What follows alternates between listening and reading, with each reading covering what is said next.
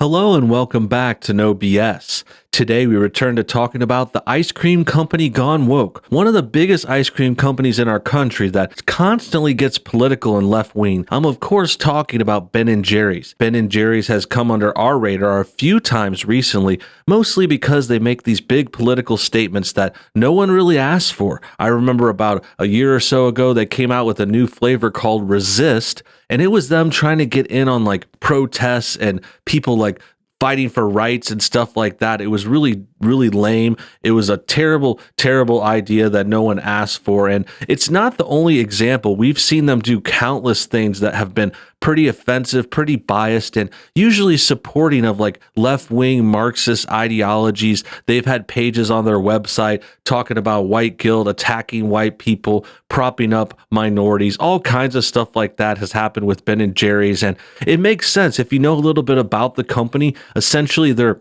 an ice cream company from the northeastern part of America. I believe they're in Vermont, and they're run by a bunch of white people. A couple of white guys started it. Ben and Jerry, of course, are their names, and they're old white guys who have a lot of guilt, and they also have a lot of extra money to do these advertisements and stuff. So they do it in the forms of making a new flavor, putting something on their website, posting on their Twitter, all kinds of silly stuff. And it comes from these people who are obviously suffering from white guilt. Like they have a lot of liberal ideas in their heads telling them that white people are wrong and evil, and that's why they want to spread that idea to everyone else. And that's where we all should take umbrage. That's very negative and wrong, and it's just showing that this company has, in an effort to become like anti-racist and help people become equal, as they might say, well, they've actually become biased and racist themselves, and they've promoted things that have really gotten people to be treated unequal. They want to favor others and attack whites. So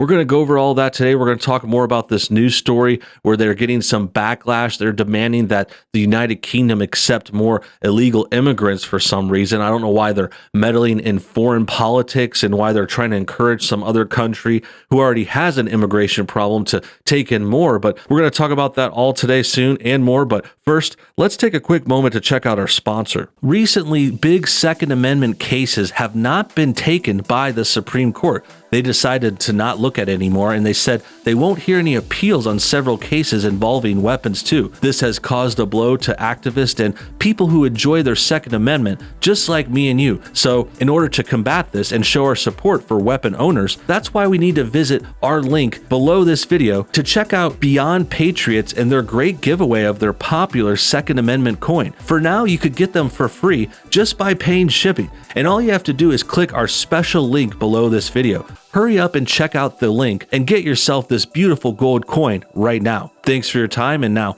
back to the show. Great, now that that's out of the way, let's get to this news story. This article from Culture has more details. It says, Ben & Jerry's receives backlash for demanding UK accept more illegal boat migrants, or immigrants as they might put it. They call them migrants to try to tone it down and act like it sounds better, but these are really illegal people trying to sneak into the United Kingdom. They're breaking the law. They're doing it in the wrong way. They're acting entitled and, endangering people. They're endangering themselves, their families, and anyone they might come across in this dangerous journey. They could be getting people in trouble, infecting them with diseases. All kinds of bad stuff can happen with this. So it's really no question why, Britain might consider taking less migrants. I mean, they've already taken a lot. They've already changed their demographics a lot there, and they favor these violent migrants who don't really respect the rule of law. They want to have their own little areas of the city that they can roam free and not have to worry about the law. Crazy stuff like that happens in Britain all the time. So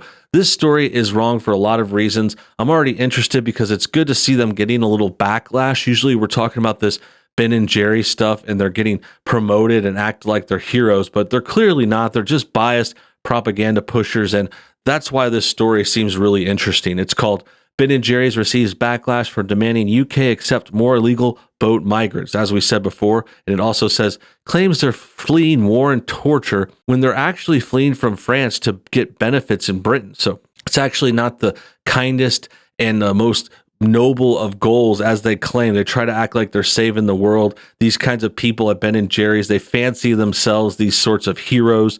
They act like they're saving the world and fighting for freedom and rights, but really they're just pushing their ideology over others. They're trying to get more minorities into countries so that they can vote for them and other bad things like that. Like in this case, they're coming to Britain for the free healthcare and stuff.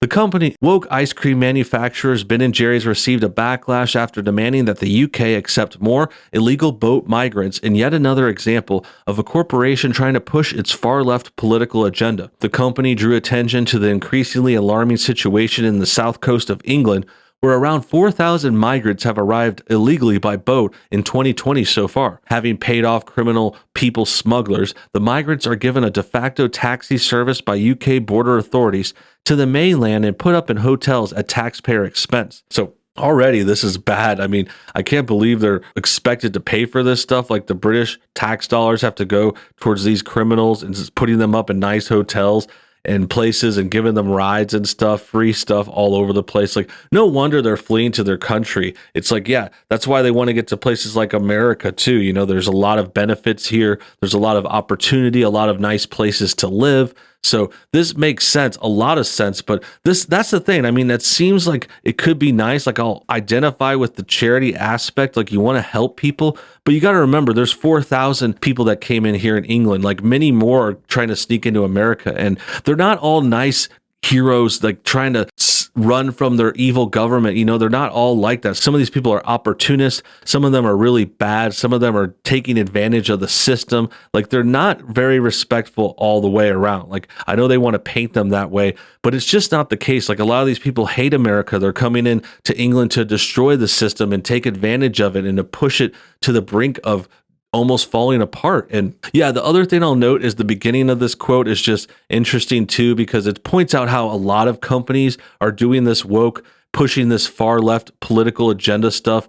And it just shows that they're going past the point of caring about profits. Like, I think there might be a small angle here to try to get money, to try to pander to leftists to get them to buy your product. But I think more of the majority of this is just showing that the companies don't even care about profits. They're just these big corporations that already have millions of dollars, and they're like pushing these politics despite the fact that it might hurt them. Like there's obviously a downside. There's obviously a lot of people that aren't into this political stuff. They don't want to hear preachy stuff from an ice cream company or a shoe company like Nike or a sports league like the NBA. You know, these companies all have done this.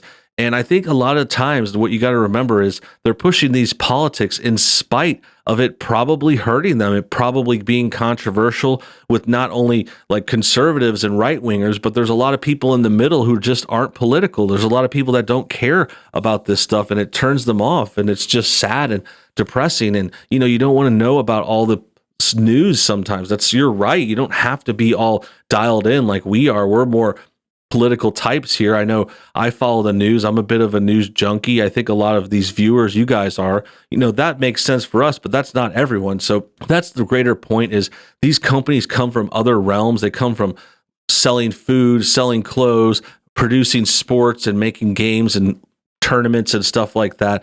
So they really have nothing to do with the political realm. So them kind of getting woke and using their influence they gained from another place is questionable too. And also, as I was stating at the beginning of this part, like it's also being done despite their profits. Like they're actually working against themselves in a lot of reasons. So it shows how powerful this liberal ideology is, like how much it's getting pushed, like despite these companies losing money, which I think is interesting. Hey, Preeti Patel, we think the real crisis is our lack of humanity for people fleeing war, climate change, and torture.